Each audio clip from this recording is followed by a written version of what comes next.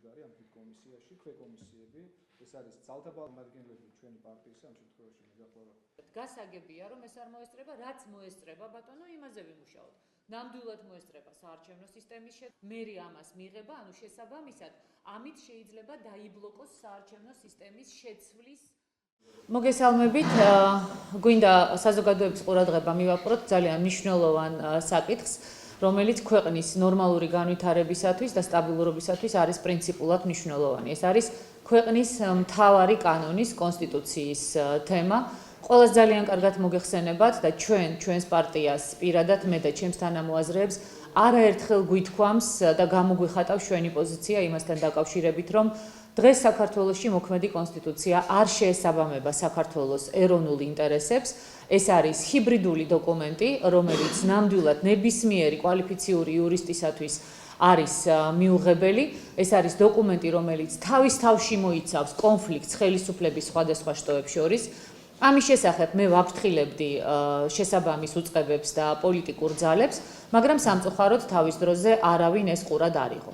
დღეს ჩვენ ფაქტის წინაშე ვდგევართ, რომ კონსტიტუცია რეალურად ვერ მუშაობს, ქვეყანაში არის რეალური პოლიტიკური კრიზისი, თუმცა არის ერთი ძალიან მნიშვნელოვანი თემა, რომლის თვალის არიდება ნამდვილად შეუძლებელია ის, რომ უახლოეს ხანებში ქვეყანაში იქნება უკვე დაწყებული წინა საარჩევნო პროცესი და არჩევნებისათვის მომზადებას და საარჩევნო გარემოს გაუმჯობესებასაც, როგორც ყველა პოლიტიკური ძალა თანხმდება და საერთაშორისო ორგანიზაციებიც ამას ითხოვენ, სჭირდება რეალური ცვლილებები კონსტიტუციაში.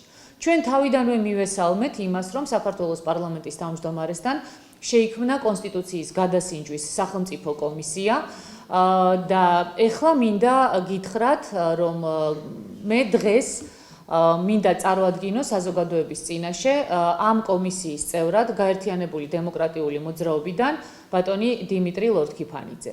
მე მინდა ხაზი გაუსვა იმ გარემოებას, რომ ჩვენ განვიხილეთ ეს საკითხი პოლიცსაბჭოზე და პოლიცსაბჭომ ერთხმად დაუჭირა მხარი ასევე პოლიცსაბჭოს წევრს ბატონ დიმიტრი ლორთქიფანიძეს ამ კომისიაში წარმოადგინოს ჩვენი პოზიციები და იმუშაოს კონსტიტუციის გაუმჯობესებასთან დაკავშირებით. ჩვენ დარწმუნებული ვართ, რომ ბატონი დიმიტრის ამ კომისიაში ჩვენი პარტიის სახელით მუშაობა ნამდვილად წაადგება საერთო პროცესს. მე გავუგზავნე უკვე შესაბამისი წერილი ბატონ დავით უსუფაშვილს, სადაც ვაცნობე პარტიის ამ გადაწყვეტილებასთან დაკავშირებით და იმედი მაქვს, რომ უახლოეს ხანებში უკვე ბატონი დიმიტრი მიწვეული იქნება კომისიის სხდომაზე, რათა ჩვენი პარტიის პოზიცია დააფიქსიროს საკონსტიტუციო ცვლილებებთან დაკავშირებით.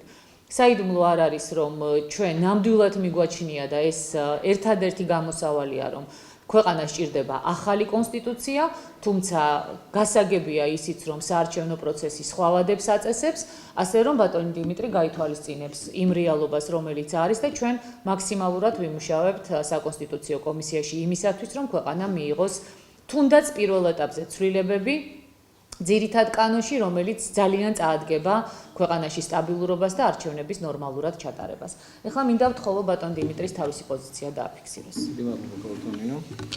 პირველ რიგში მინდა მადლობა გადაუხადო გაერთიანებული დემოკრატიული მოძრაობის ლიდერს ქალბატონ ნინო ბურჯანაძეს და პოლიტიკური საბჭოს წევრებს გამოცხადებული ნდობისთვის. ჩვენს წინაშე დგას მართლაც მნიშვნელოვანი გამოწვევები, რომელიც დაკავშირებულია არა მხოლოდ ზოგადად რეფორმირებასთან და ცვლილებების შეტანასთან არსებულ საკონსტიტუციო მოცემულობაში, არამედ მთლიანად ახალი რედაქციის შემუშავებასთან, თუმცა გამომდინარე იქიდან, რომ საკონსტიტუციო ცვლილებების სახელმწიფო კომისიის მუშაობის რეგლამენტი განსაზღვრული არის 2015 წლის 1 მარტამდე, სწორედ ამ დროის მოცემულობაში უნდა მოხდეს ცვლილებების და დამატებების შეტანა და საკონსტიტუციო კანონპროექტის წარდგენა.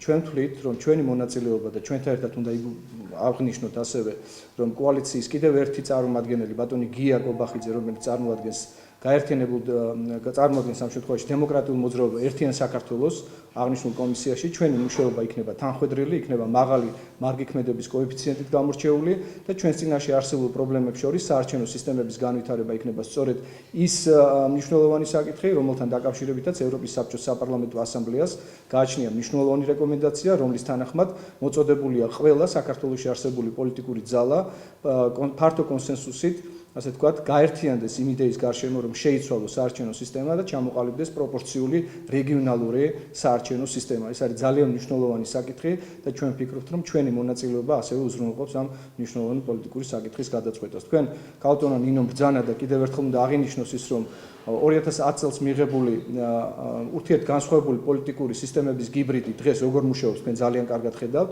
პარლამენტი უფლება მოკლებულია, ასე ვთქვათ, შესაძლებლობას, რომ აკონტროლოს აღმასრულებელი ხელისუფლება.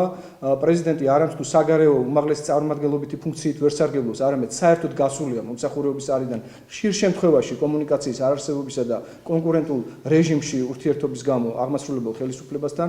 ეს არის კიდევ ერთი ნათელი დადასტურება, რომ მხოლოდ ცვლილებებით ჩვენ ვერ შემოვიფარგლებით და საბოლოო ჯამში პოლიტიკურ დღესასწაულში დადგება საკითხი ახალი კონსტიტუციური რედაქციის მიღებისა, რაზეც ალბათ მომავალში გაიშლება მუშაობა. დღეს კი ჩვენ მზად ვართ, რომ პირველ რიგში სწორედ საარჩევნო სისტემების განვითარების, ადამიანის უფლებებისა და სასამართლო ხელისუფლების თავით გათვალისწინებული ძალიან მნიშვნელოვანი წინადადებები წარუდგინოთ კომისიას, რომელიც უკვე შემუშავებულია პარტიის ბაზაზე.